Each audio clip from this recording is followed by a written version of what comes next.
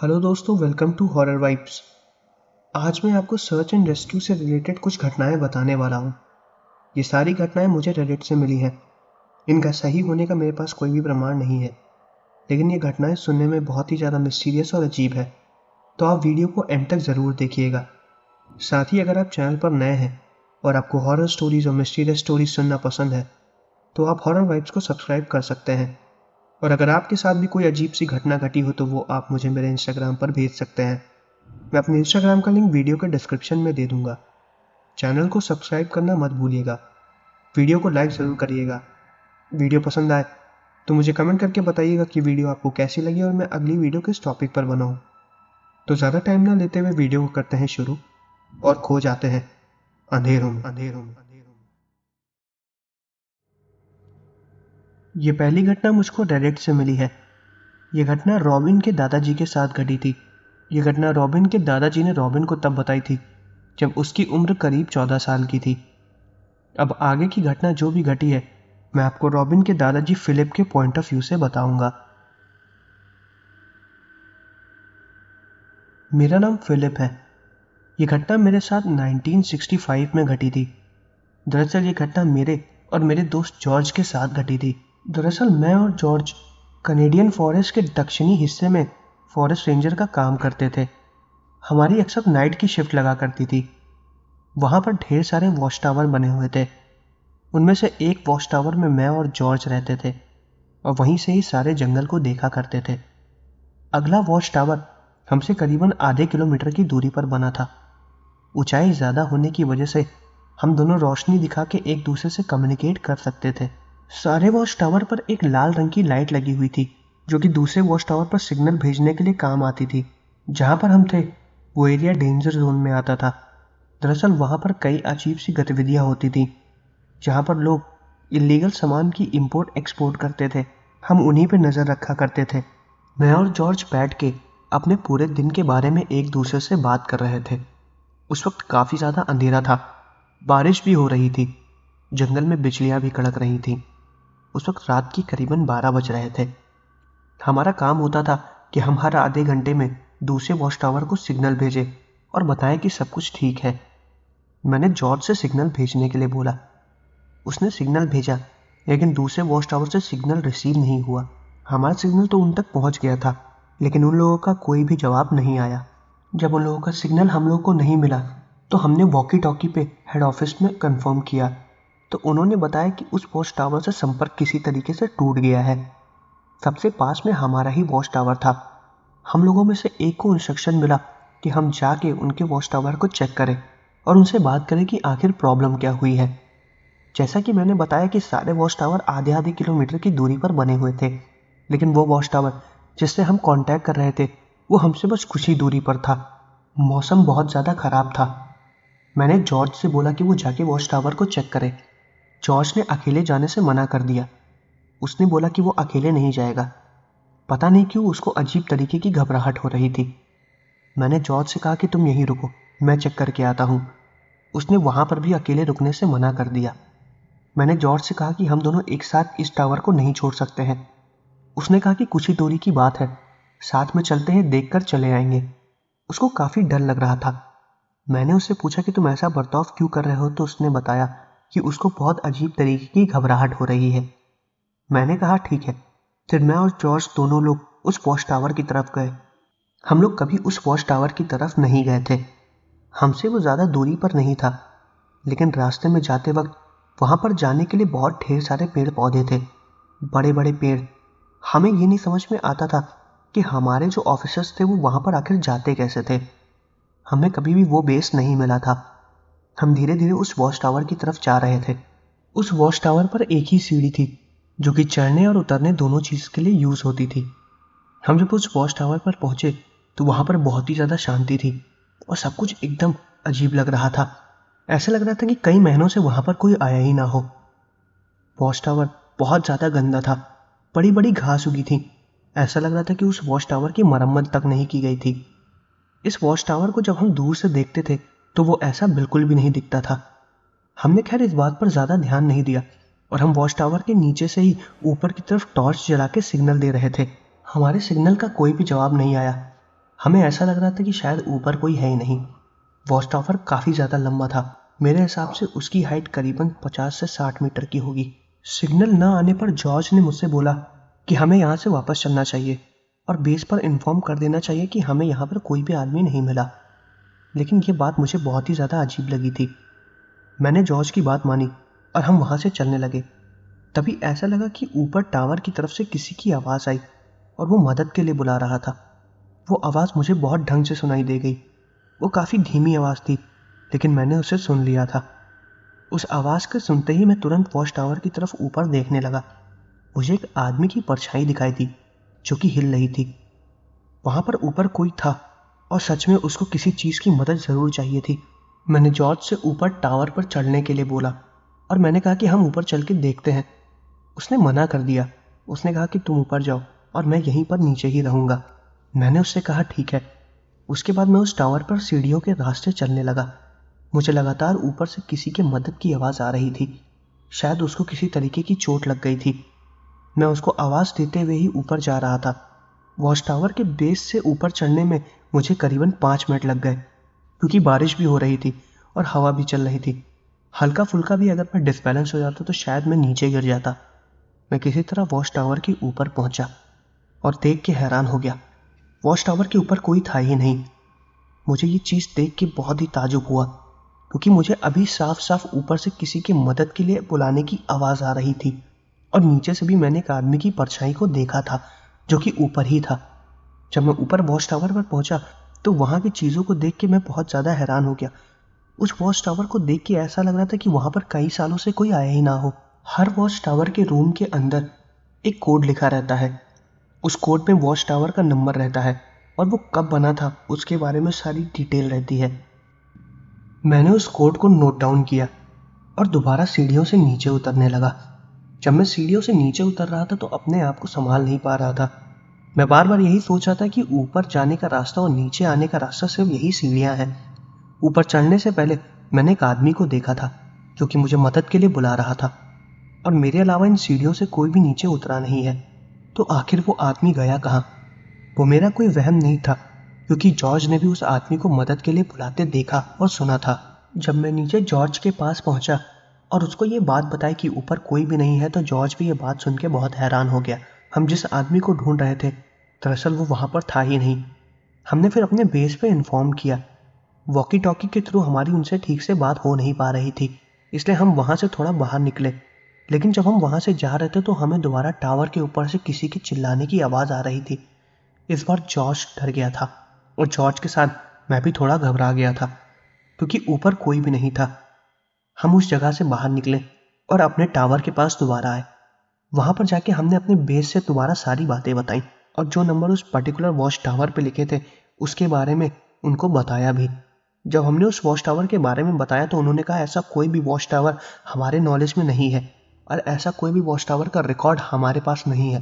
जब उन्होंने ये बात बताई तो मैं और जॉर्ज दोनों हैरान हो गए थे। हम दोनों फिर दोबारा उसी वॉच टावर की लोकेशन के पास गए और ताजुब की बात तो ये थी कि अब वो वॉच टावर हम दोनों को मिल ही नहीं रहा था। हम दोनों लोगों ने उस लोकेशन को बार बार ढूंढने की कोशिश की, लेकिन वो वॉच टावर हमें कहीं नहीं मिला। कुछ देर बाद हम अपने वॉच टावर पर वापस आ गए। वहाँ पर हमें बोटर नाम के एक बंदे का मैसेज आया जो कि वॉकी टॉकी पर था। वो बोटर वही सोल्जर था जो दूसरे वॉच टावर से हमें सिग्नल भेजता था। उसने बताया कि उसकी लाइट पानी पड़ने की वजह से खराब हो गई थी और इसीलिए वो हमें सिग्नल नहीं भेज पा रहा था। अब उसकी लाइट ठीक हो गई है और अब वो सिग्नल भेजने के लिए तैयार है। हम अपने टावर पर वापस लौट जाएं और अपनी कमान को दोबारा संभाल लें। जब ये बात उसने हमें बताई तो हम बहुत ज़्यादा हैरान हो गए थे। आखिर ये सब हमारे साथ क्या हुआ हमें कुछ भी नहीं पता। हम अपने वॉच टावर से जिस पास के वॉच टावर को अक्सर देखा करते थे वो हमारे रिकॉर्ड्स में था ही नहीं। अगर हम ये भी मान लेते कि वो हमारा वहम था तो वो वहम हमारा इतने दिनों तक कैसे चल रहा था? उस वॉच टावर से हमें अक्सर सिग्नल आया करते थे। हम दोबारा अपने वॉच टावर पर गए और उस पर्टिकुलर वॉच टावर को दोबारा ढूंढने लगे, लेकिन हमारे नज़दीकी वो वॉच टावर गायब हो चुका था। ज़्यादा बारिश थी जिसकी वजह से हमें वो ढंग से दिखाई भी नहीं दे रहा था। लेकिन जब बारिश रुकी और आसमान थोड़ा साफ हुआ तो वो वॉच टावर हमें कहीं दूर दूर तक नज़र नहीं आया। हम इस बात के बारे में ज़्यादा किसी से बात भी नहीं करते थे, वरना इससे हमारी जॉब को खतरा होता। अगले दिन सुबह जब दूसरी टीम आई जिसको दिन का कमान संभालना था, तो हमने उससे इस वॉच टावर के बारे में बात की। उसने बताया कि ऐसा कोई भी वॉच टावर यहाँ पर नहीं है और ना ही हमारे रिकॉर्ड्स में है। उनके ये बोलते ही मैं और जॉर्ज एक दूसरे को देखने लगे। उसके बाद उन्होंने हमसे दोबारा उसके बारे में थोड़ी डिटेल पूछी और हमने उन्हें नज़रअंदाज किया। हमने कहा कि ये सब कुछ भी नहीं, हम तो बस ऐसे ही पूछ रहे थे। उसके बाद हम लोग अपने बेस पर वापस आ गए। मैं और जॉर्ज पूरे रास्ते इसी के बारे में बात करते रहे कि आखिर हमारे साथ ये क्या हुआ। वो आदमी जो हमें टावर के ऊपर दिखा था और जो हमें मदद के लिए बुला रहा था, आखिर वो था कौन। यह अजीब सी घटना जो हमारे साथ घटी, ये बहुत ही ज़्यादा मिस्टीरियस थी। इस घटना के बाद हम दोनों कई बार उस जगह पर उस वॉच टावर को ढूंढने के लिए भी गए, लेकिन वो हमें कहीं भी नहीं मिला। और इस घटना के बाद हमने किसी से भी इस घटना का जिक्र नहीं किया। तो दोस्तों, ये थी पहली घटना। आप मुझे कमेंट करके बता भी सकते हैं कि ये वॉच टावर, आखिर जो चीज़ उन लोगों को दिखी, ये क्या थी। क्या ये उनका कोई वहम था, या दूसरी दुनिया से आया हुआ कोई इल्यूजन, या कुछ देर के लिए कोई दूसरी दुनिया का कोई पोर्टल खुल गया था जहां पर जॉर्ज और फिलिप चले गए थे। आपकी इसके बारे में क्या राय है, मुझे कमेंट करके बताइए। मैं उम्मीद करता हूँ आपको ये पहली घटना पसंद आई होगी। अब मैं आपको दूसरी घटना बताने वाला हूँ। ये दूसरी घटना भी मुझको रेडिट से मिली है और बहुत ही ज़्यादा मिस्टीरियस है। ये घटना घटी है ऑफिसर ड्रेक रेमोरो के साथ, और अब आगे की घटना मैं ऑफिसर ड्रेक के पॉइंट ऑफ व्यू से बताऊंगा। मेरा नाम ऑफिसर ड्रेक रोमेरो है। मैं search and rescue team command को लीड करता था। अपने पूरे करियर में मैंने बहुत सी अजीब सी घटनाएं देखी हैं। बहुत से सर्च एंड रेस्क्यू मिशन को प्रोसीड भी किया है और उनको लीड भी किया है। 80% ऑफ द टाइम हम लोग को सक्सेस मिल जाती है। कई बार तो हम लोगों को कोई मिलता भी नहीं है और हम वो फाइल को क्लोज कर देते हैं। हर बार ऐसी अजीब सी विचित्र घटनाएं होती हैं जिसको बताना बहुत मुश्किल है, लेकिन उनमें से एक घटना जो मुझे याद है वो मैं आज आपको बताने वाला हूँ। ये घटना 1980 की है। मैं अपने ऑफिस में बैठा काम कर रहा था, तभी हमारे वॉकी टॉकी पर एक इन्फॉर्मेशन आई। उसमें यह था कि एक कपल जो कि हाइकिंग के लिए आया हुआ था, उनमें से जो आदमी था वो गायब हो गया था और लेडीज़ काफ़ी ज़्यादा परेशान हो रही थी। उसने उस आदमी को काफ़ी देर तक ढूंढा। जब उस औरत को वो आदमी नहीं मिला तो उन्होंने वहाँ के नज़दीकी फॉरेस्ट ऑफिसर को बताया, और फॉरेस्ट ऑफिसर्स के ढूंढने के बाद जब वो आदमी नहीं मिला तो उन्होंने हमारे डिपार्टमेंट में कॉल किया, जो कि सर्च एंड रेस्क्यू डिपार्टमेंट था। हमें इन्फॉर्मेशन मिलते ही मैं अपनी टीम के साथ पर्टिकुलर जगह पर पहुंच गया। हमारी टीम में करीबन 25 लोग थे, 2 स्निफर डॉग और ढेर सारे ऐसे लोग थे जो कि सर्च एंड रेस्क्यू टीम को पहले लीड किया करते थे। उसके बाद हम लोग दिए गए लोकेशन पर पहुंचे। ये घटना एलाबामा सेंट्रल पार्क की है। बहुत ही ज़्यादा अजीब घटना थी। जब हम उस औरत के पास पहुंचे तो वो काफ़ी ज़्यादा घबराई हुई थी। उसने बताया कि वो और उसका पति कैंप लगा रहे थे। कैंप लगाने के बाद उसके पति ने कहा कि वो कुछ देर में कुछ लकड़ियों को लेकर आता है ताकि उन्हें आग जलाने में थोड़ी मदद हो सके। जब वो आदमी लकड़ियाँ लेने गया उसके बाद वो लौट कर नहीं आया। करीबन 1 घंटे से ज़्यादा हो चुके थे। जब वो लौट कर नहीं आया तो उसकी बीवी ने उसको ढूंढना चालू किया, और उसकी बीवी को जब वो नहीं मिला उसके बाद उसने फॉरेस्ट ऑफिसर्स को बताया। फॉरेस्ट ऑफिसर्स की टीम ने हमें सारी इन्फॉर्मेशन दी, जहाँ पर वो लोग गए थे और जहाँ जहाँ उन लोगों ने सर्च किया था उन सब के बारे में उन्होंने हमें डिटेल में बताया। उसकी बीवी ने अपने आदमी के साथ खींची गई एक फ़ोटो भी हमें दिखाई, जो कि वहाँ पर आने से पहले खींची गई थी। उस फोटो में दोनों हस्बैंड वाइफ थे। उनकी अभी हाल ही में शादी हुई थी और वो दोनों लोग काफ़ी खुश लग रहे थे। उसकी बीवी काफ़ी ज़्यादा परेशान थी। उस आदमी को गायब हुए 50 घंटे से ज़्यादा हो चुके थे। उसके बाद हमारी टीम ने उस आदमी को ढूंढना चालू किया। उस आदमी का नाम डेविड था। हम अपने स्निफर डॉग्स को लेके उनकी बताई गई जगह पर ढूंढ रहे थे। जहाँ जहाँ उसके जाने के आसार थे हमने हर जगह उसको ढूंढा। कुछ फुटप्रिंट्स भी मिले, लेकिन वो डेविड के नहीं थे, वो किसी और के थे। हम उस फुटप्रिंट को फॉलो करते हुए जब आगे पहुँचे तो हमने देखा कि वहाँ पर एक डेड बॉडी पड़ी हुई है। वो डेड बॉडी किसकी थी पता नहीं। काफ़ी दिनों से वो डेड बॉडी वहीं पर थी, पर हमें इतना तो पता चल गया था कि वो डेड बॉडी डेविड की नहीं है, क्योंकि उस डेड बॉडी को देख के ऐसा लग रहा था कि वो महीनों से वहीं पर ही पड़ी हुई है। हमने उसके बारे में मेडिकल टीम को इन्फॉर्म किया और फिर उस डेड बॉडी को ले जाया गया।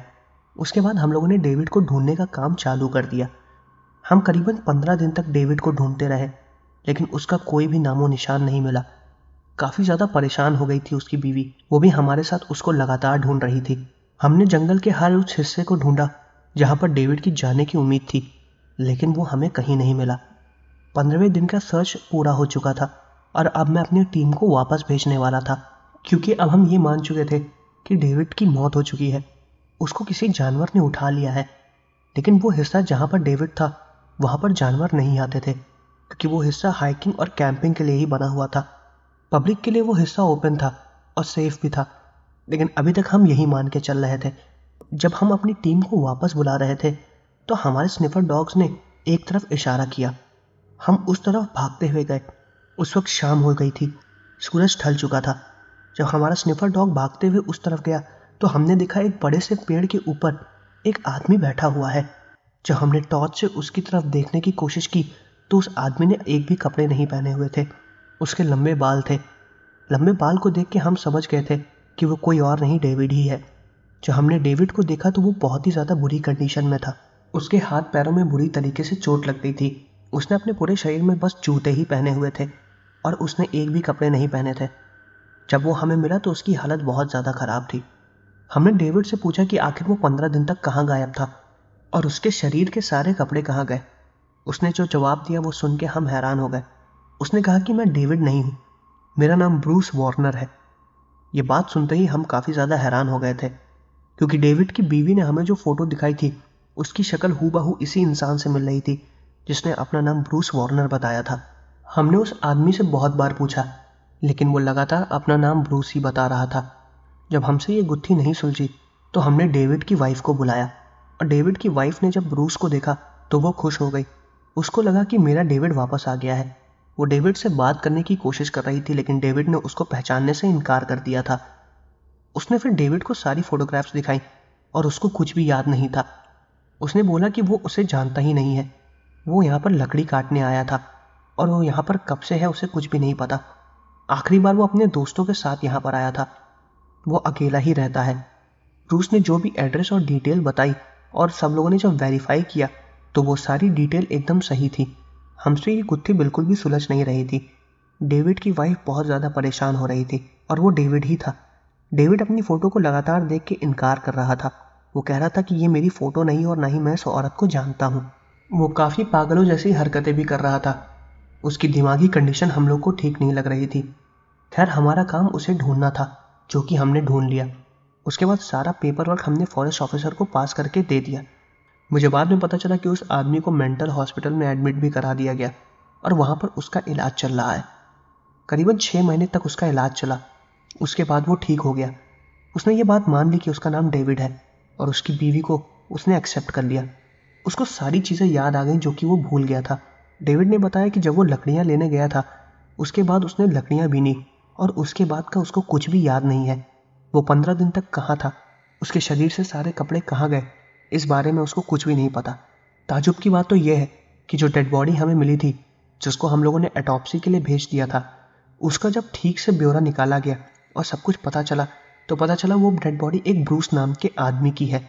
और जब उस डेड बॉडी के एड्रेस को वेरीफाई किया गया तो वो वही एड्रेस था जो एड्रेस डेविड ने बताया था। डेविड कभी भी पहले ब्रूस से नहीं मिला था, क्योंकि वो लोग अलग अलग जगह के रहने वाले थे।